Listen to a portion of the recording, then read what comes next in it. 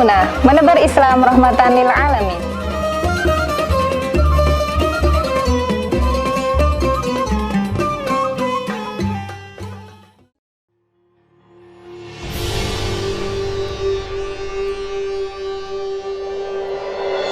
Assalamualaikum warahmatullahi wabarakatuh. Kembali lagi bersama saya Nailia di talk show Kalamuna, menyebar Islam rahmatan lil alamin.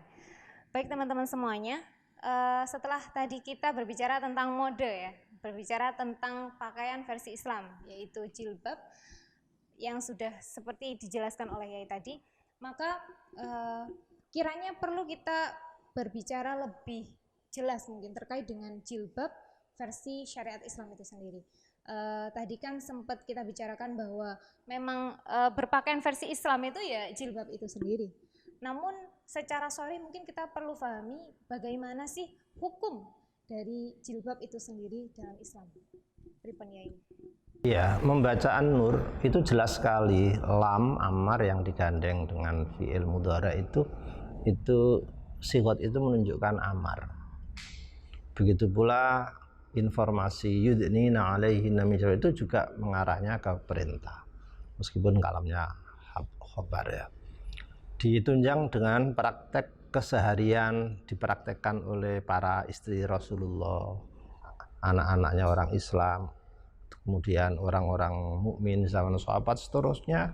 Tidak satu pun ada ulama yang mengatakan ini tidak wajib. Seluruhnya mutlak wajib dalam menutup semuanya loh. Iya, tidak ada ulama-ulama besar yang mengingkari jilbab itu, tidak ada dari sahabat, tabi'in, al-a'immatul mujtahidun, ashabul mujtahidin, tidak ada yang mengingkari.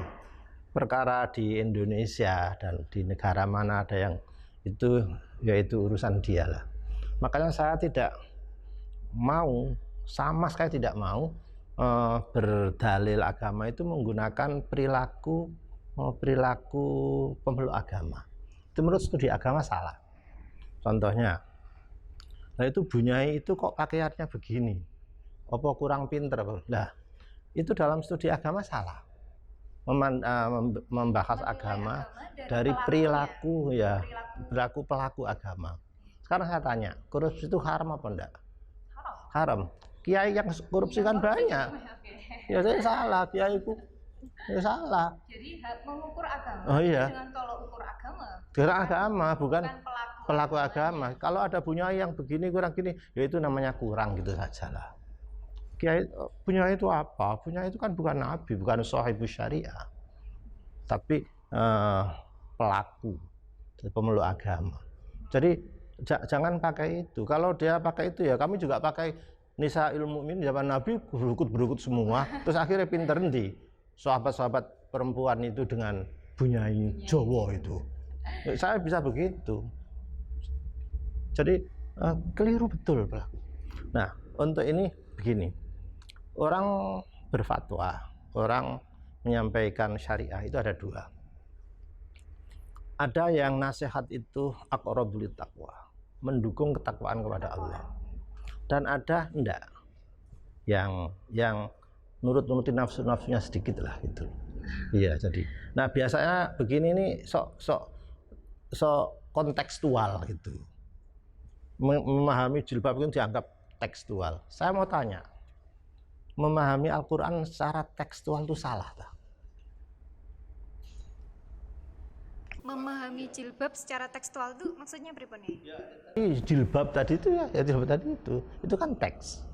Apa salah dah? Kok konteksnya gimana? Yang dimaksud konteks itu apa?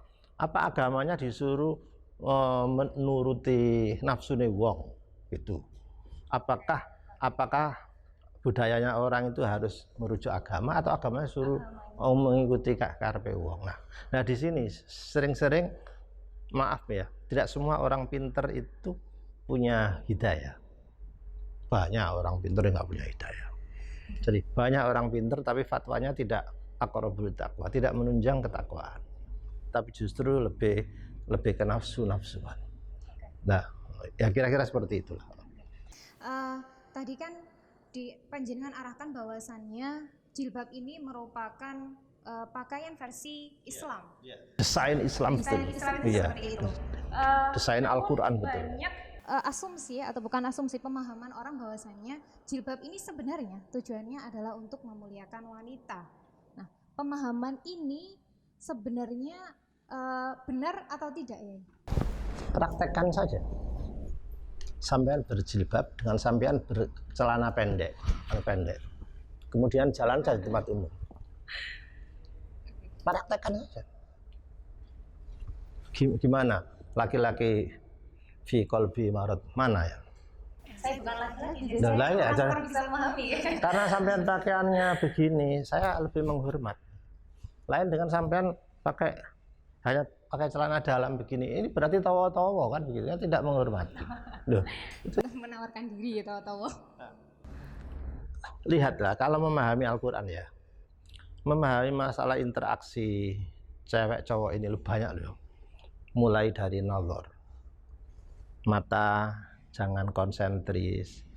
Di An-Nur itu ada yang laki-laki harus memejamkan mata, jangan mengumbar. Yang perempuan juga. Bagaimana mungkin Al-Quran memerintahkan menjaga pandangan mata? Jika Loh, terus satu sisi bodi wanita itu dibuka.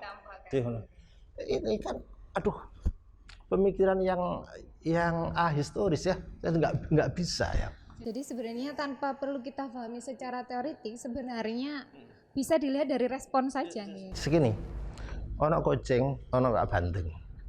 Sing disuruh jogo iku keduanya.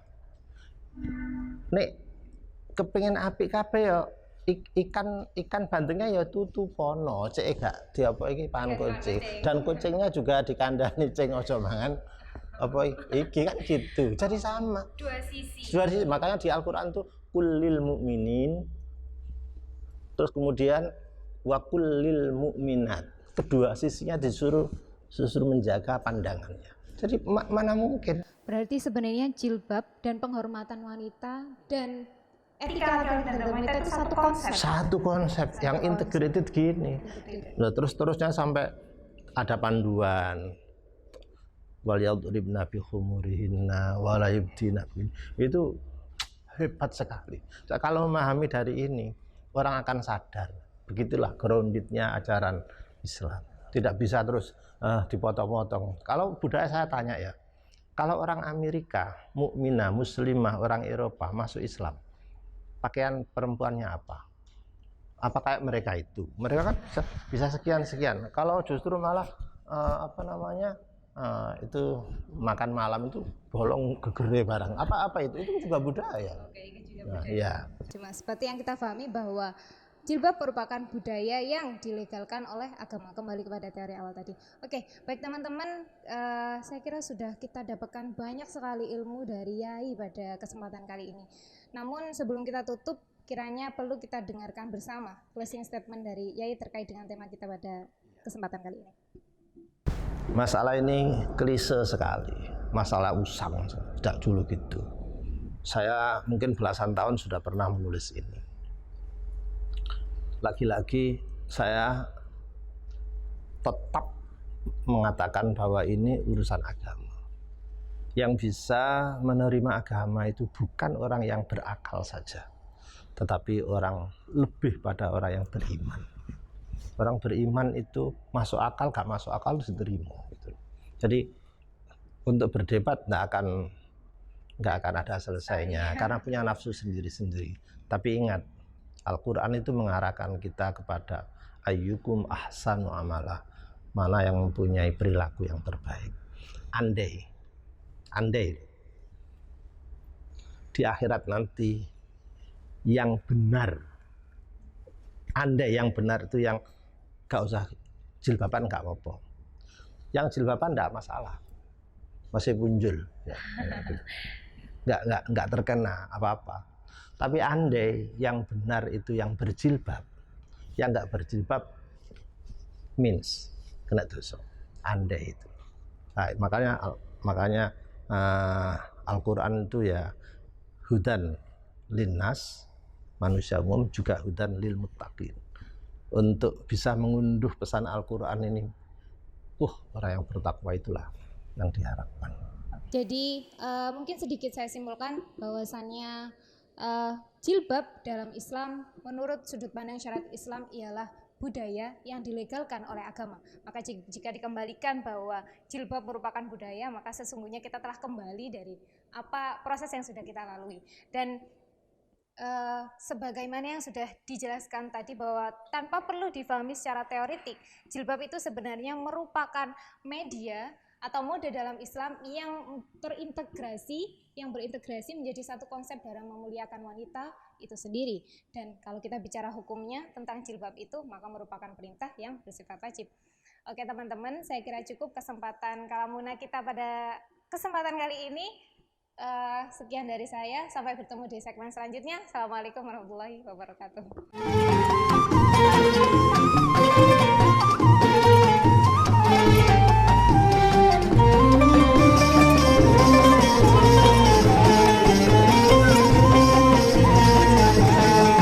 Pesan guru saya yang berbunyi man khodama khudima, yang mana pesan ini pemantik kita untuk bisa mengabdi lebih baik.